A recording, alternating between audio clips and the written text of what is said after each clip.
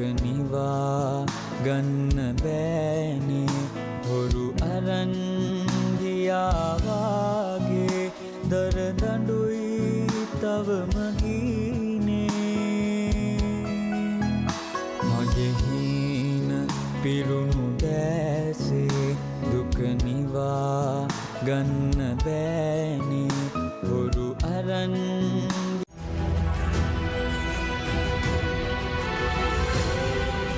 TV1 TV for life. Newsfirst face to face with Shalan Benedict. Hello there, a very good evening. Welcome to another edition of Face to Face. Joining us this evening on Face to Face is parliamentarian Eran Wickramaratne from the Samagijana Balavagia. A very good evening, Mr. Wickramaratne, and welcome to the show. Good evening, Shalan. Thank you for inviting me. So, starting off, we're in the run-up to an election, and usually during the run-up to an election, as we have seen back in 2015, back in 2019, usually there's quite a lot of violence, quite a lot of drama. Well, we seem to be in the drama phase right now, wherein today an interim order was issued barring former President Maithripala Sirisena from holding the office of chairman of the Sri Lanka Freedom Party, and also barring certain other senior members of the Sri Lanka Freedom Party from implementing the decisions of former President Maithripala Sirisena. Then we have one of your party supporters, members, new members, activists, Damita Abhiratne being arrested by the CID. So a lot of drama really taking place in the run-up to an election. Is this, the usual drama that precedes an election, or is there something more to what's happening right now? Yes, before an election, definitely there's a lot of uncertainty, and particularly in the last 2-3 years, this government has gone into splinters and broken into many different factions. The Sri Lanka Freedom Party was just one of those. And so all those groups are also having their own internal problems, even though they broke away from the government. And I think that elections, yes, it creates some tension because of uncertainty. But I think that there's a more fundamental issue. The more fundamental issue is how political parties actually operate. And in Asia, political parties don't have very well established democratic frameworks. All parties, virtually, there are a few exceptions. Okay. And even in Sri Lanka, and the United National Party at the beginning had some semblance of democracy. Even when President Premadasa was made leader, it was Jaya Jayawardena who came, he had an election, Gamini Dissanayake and Premadasa received the votes, and the most votes were for Premadasa, and he subsequently succeeded. But since Ranil Wickramaratne became party leader, that idea also just disappeared. And it's true with all parties, and I think that if the country is to go forward and to progress, leaders must not be scared of elections, internal elections, because elections are not only about going and changing governments. You should practice the principle internally, which is not practiced, and I think that reforms are needed. Internal elections need to be held. So this is a wider problem. The other quick thing, Sharon, I would like to say here is that once you have been in political office and you become the president of the country, or in the earlier system, prime minister of the country, the highest executive positions, once you have finished that, I think you should be moving away. There are other roles in life that you can play. But what is happening? Even ex-presidents are coming back to parliament to become legislators, right? I think Sri Lanka is ridden with problems because of this. So whether it's Rajapaksa or whether it's Maithripala Sirisena or whoever, I think it's totally unacceptable. We need to build better practices to take this country forward. So before we progress any further, I would like to apologize to all our viewers out there. We experienced a little bit of technical difficulty at the beginning of the program, but we're good, we're back, and we will continue our discussion with Mr. Eran Wickramaratne. So speaking further, now we see a lot of things being said, about change, and political parties seem always very eager, very prone to change during the run-up to an election, because they want to give the general public that hope, that feeling that much can be achieved and we can do this much at such a pace. But come the election, once a political party takes power, all of that goes out the back door, and they just continue in their slumber of these old and outdated practices. Do you think that we've come to a point in Sri Lanka where this will really change after this election, or is this just another farce? Yeah, I think, Shalan, it's very difficult for me to completely reject the idea you put forward, because structurally, right, you have those same old sets of people in those political parties at the top, right? And they think in a particular way, they know each other, right, and for too long, right, and they probably, as often we hear the case, may more wanting to protect each other, and therefore they won't let the system run. Now, if you have internal party democracy, Shalan, it helps because new people keep coming forward, you know, and that itself is a process change, and it creates a systemic change. So all this actually contributes to it. So I, of course, live in hope that change will come. I think you need a trigger point. Because if you hit the trigger one day, then things will begin to change very, very quickly. But the question is, to push to the trigger is always a challenge. So it's like getting past that limiting friction. You have to. For example, let's say now corruption is a big issue, and people say, you know, there are politicians who have robbed, stolen, there are high officials who have robbed, stolen, some have assets in the country, some are hidden outside the country, you know, these need to be got. So one thing that the government did is brought a new law on anti-corruption, and it's a good law, I must say that. And in fact, I had moved a private member's bill on making public the declarations on assets and liabilities. Actually, they incorporated those provisions at the amendment stage as well. And there is a good law. But Sri Lanka's issue, Shalan, is not the law. It's the implementation issue. So SJB is there. But where is the implementation of SJB? It's months and months since we passed the law. But there is no implementation, right? So then, in addition to that, I'm focused on implementation. I'm saying, right, that we need to have an independent public prosecutor. And the reason I'm saying that is break it away from the Attorney General's department, who is a advisor to the government. So it's independent. So they can act independently. So if cases are instituted, it doesn't come under a minister or politician or anybody. It just goes on and on and on. You can't withdraw it unless, of course, the judiciary decides to throw it out for whatever reason. So we have to find mechanisms where you can actually do this. Then another thing, because I'm very focused on implementation, right? Things that need to be done. Put the systems in place. Now, often businessmen come and complain to us, often saying, we can't get anything passed, we have to pay bribes, and they are talking about the big institutions in the country. They're talking about inland revenue, they're talking about customs, you know, they're talking about excise and so forth. Now, in every institution, I must say there are very good officials and good officers. And often what happens is, however good you are, because there are corrupt people within it, you get tainted. I have the same issue. Everybody sometimes says every politician is corrupt. You say, So you fall into the same basket. So you fall into the same basket. So I really sympathize with the good customs officials, good inland revenue officials and excise officials. But because some of the others, we all get tainted with it. So systems need to be changed. So what do we need to do there? Right? We will, when we are in office, we will create a central revenue collection authority. So if you go to your customs and you clear your goods, you don't have to interact with officials and all that. Electronically, the message is sent to the central revenue collection authority that this is a goods, it's for the HS codes, whatever. They look at it, they say this is what needs to be paid. You pay it there, message goes there, goods get released. This is nothing new, Shalan. These have been done in other countries. So whether it's inland revenue or whether it's that. So looking at using technology and reducing the interaction with politicians and officials. I'll give you a simple example, day-to-day example. You drive through the red light, right? And suddenly a policeman will stop you after that. This is Sri Lanka. And then he will bring his book and he wants to write something. And then you will have a smart guy sometimes with his license.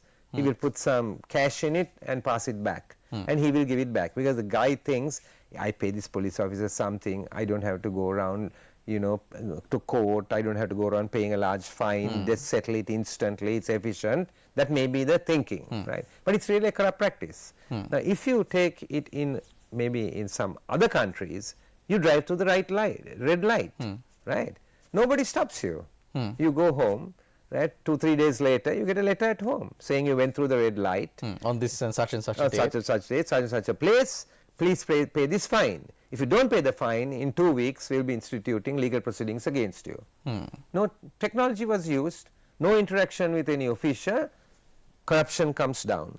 So what we have done is we have thought through a lot of these things in a kind of way that will really practical way. Then the other issue that we need to tackle is stolen assets, right? There's a stolen assets recovery, right? There's a stolen assets recovery process. The United Nations has a process. No, there's a piece of legislation that is going to come somewhere around April. I'm hoping that it will come as well. The stolen assets recovery legislation is necessary, and we will put pressure on the government to bring it, right? And then we get into the question about on that we need to look at international practice and see how we actually going to address that, right? And there we will look at international practices and we will look at international cooperation. And in some of these things you have to work with others. This idea that you can do everything, you can't do everything, because because Sri Lankans are globally connected, and particularly those who steal and rob are connected. They have assets elsewhere, and obviously They have citizenship also elsewhere. some of them have citizenship elsewhere as well. But now that you said it, the most hilarious part, Shalan, is this. They have citizenship elsewhere and they come to this country and they are trying to decide who is going to be the next president of this country, when should there be an election in this country. They are trying to decide. Now I am being very frank here, Shalan, right? And because those people are Sinhalese, like myself, right, most people are silent and they accept it. I am telling you, if a non-Sinhalese were to do that, citizen of another country, originated in Sri Lanka, come here and try to direct affairs in this country, they would have said, either they would have said he's a They'd have burnt his house down. Burnt his house, or he's a tiger connection, or he's some other extremist religious party connection, terrorists or something like that. You see, but if Sinhalese is doing it, which is, you raised a very important point, right? Foreign country citizens. I mean, can I go, Shalan, to England and then decide, how the Labour Party or the Conservative Party, should be campaigning? If you had citizenship there. I mean, without citizenship, if I am a citizen here, I can't go into another country and do that. So this is why I'm saying that we had to be clear. We are focused on implementation. So as I said, CBOC is there, anti-corruption law is there. We'll bring a independent public prosecutor. We'll create a central revenue collection authority. We'll use technology. Some of the examples I told you, in actually being able to implement the anti-corruption laws. So it's almost certain that it's the presidential election that's going to come, because President Eran Wickramaratne has informed even the Elections Commission and all other stakeholders in the election that there is not going to be an election until the IMF agreements are finalized, the creditor agreements, so on and so forth, and that will be somewhere around the end of July. So technically what's being said is no early general election. We're directly going into a presidential election. So people are trying to put one and one and trying to decide, make an informed choice, at least this time around, on who is best to hold this office. Now, there are many contenders, and just like you said, not only the government, I believe, the entire political establishment here in Sri Lanka is in tatters post Aragalera and post everything that has happened here in Sri Lanka during these past few years. So you might find yourself in a bit of a tricky situation, because now you are opposing the man who led your political party for a significant number of years. I believe you've served in his governments under his leadership longer than you've served under any other leader of the UNP or the current leader of the SJB. So what kind of a feeling is that for you? No, I'm not focused on individuals. I think this focus on individuals came with the presidential system, and everybody thought that one person has the answers for the country and will solve the country's problems and all that. But isn't that not necessarily that one person has the answers? I know people do think that, but doesn't the political will kind of stem from there? I mean, we could even take a piece out of what happened in Singapore. The political will, although he was the leader of Singapore for 30 years, the will stemmed from there. It's not that he did everything himself, but isn't that more what is really happening? Yeah, so I think even the Singapore story is often misunderstood. Lee Kuan Yew was the leader, right? And Lee Kuan Yew did remarkable things, right? But Lee Kuan Yew depended a lot on the team. And if you have seen some of the writings that are there, the Men in White, for example, he had about 10 people, right, who really led Singapore. Right? So often the focus is on the leader, but those people, their knowledge, their experience, their integrity, their personalities, all weighed in making that change, right? So I think there are two aspects here in the election that needs to be looked at. One is, who are the people? Integrity, absolutely need to be looked at. Education and experience needs to be looked at, because in running anything for that matter, even if you're running a company, you need the requisite experience. I just came from the Great Managers Award ceremony a little while ago at Kingsbury. Without great managers, those companies don't prosper. That's that Colombo Leadership Academy is doing an excellent job on that, right? Without that, they won't make it. It's the great managers that do it. Same thing goes in politics. You need the people, no question about it, and you need the policy. Both have to go hand in hand. Now, if I give you an example, you have state-owned enterprises. They make huge losses, some of them, most of them make huge losses, right? And then when the government is trying to do something like rationalize it, maybe close some down or privatize, get new investment or whatever, immediately you hear this cry, oh, they are selling, vikurana. This is the cry you hear.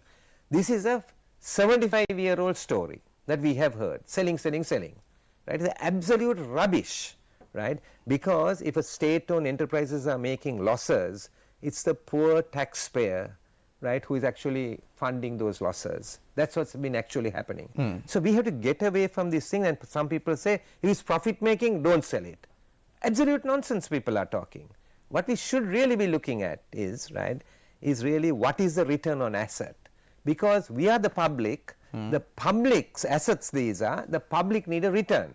My simple example often is this: I own 2 houses, Sharan. I live in one, and my other house I keep it shut down. I own it, but I know no return. I have 2 options. I can sell that house. I can take the money, put it in the bank, and I can get a return, an interest return. Right? I don't own it, but I have a return. It's beneficial, unlike having a closed house. There's another way I can do it.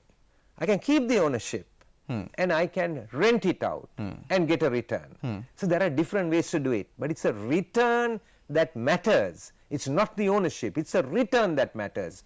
Shalan, I was just driving down in Ratmalana the other day, and I saw all these state lands, right, just not being put to productive use. I looked around, Shalan. I couldn't believe the poverty I saw, right? Small houses, huts that people are living in, children, little children. What's their future? Their future. I mean, if you don't have a house, proper house with some security and a light bulb and a table, your education doesn't matter what school you go to, it doesn't matter which tutor you go to. Doesn't matter how smart you're born. It doesn't matter how smart you are, right, if you don't have that. And they are living in huts. Now, my question is this: those are assets, the land that is there. Why isn't that land being used to give it to people to get better housing done? This is not a question of selling, vikurana. Assets need to bring a return to the public. That's what it should be. I'm very clear. If there's an SJB government, some state-owned enterprises, we will shut it down. I heard some political parties saying, Sri Lankan Airlines, my heavens, we must keep it as it is. What kind of nonsense are they talking about? Some need to be shut down so that there are no losses. Some state-owned enterprises, give it to the Sri Lankan private sector. Let them make a profit out of it. Then some state-owned enterprises, if they don't have enough investment, get foreign investors to invest in it. Some state-owned enterprises, public-private partnerships. I'm all for helping people to make big profits. But I also want to tell those investors, they'll have to pay their taxes. I will get them to pay their taxes because social justice also is important in a country, that we protect the vulnerable and the poor. But we must create the environment for people to create wealth, not for the state to think that the state can run these things. And I don't know why people can't free themselves from this thinking of 50 years. 50 years. The other day I was reading Steve Jobs', one of Steve Jobs' books, right? You know, the creator of the iPhone and the Apple, right? And some things really make you think. He just said something like this in the book. He said, who do you think made the greater contribution to the world? Was it Karl Marx or was it Thomas Alva Edison? I stopped to think. I'm not saying that Karl Marx didn't make a contribution, but I stopped to think the way Steve Jobs was thinking. If not for the electricity and the bulb, where would the world be today? Mr. Wickramaratne, now your views on you know, selling and getting a return, of course, they're quite grounded in rationale. But the problem in Sri Lanka inherently has been not whether assets are being sold or assets are being leased. Of course, there are those who agitate against it, and there is a bit of contention there. But it's always who it's being sold to, who is it being leased to, and if they are you know, under the rule of law here in Sri Lanka, and of course, like you very rightly said, pay their taxes, pay their dues. Is the process transparent? Does everybody have an opportunity to try and, you know, try their luck at leasing or purchasing these state-owned assets that you spoke of? Unfortunately, Mr. Wickramaratne, I'd love to continue our conversation along those lines, but we have come to the end of this edition of Face to Face. Thank you very much, Mr. Wickramaratne, for those insightful thoughts that you imparted on us today. Thank you very much to all our viewers out there for tuning in to another episode of Face to Face. We will continue to keep you up to date on the latest political unfoldings, because it's your duty to make an informed choice at the upcoming elections, and it's our duty to keep you informed. And we will continue to do just that. Thank you very much for tuning in. Take care, and God bless.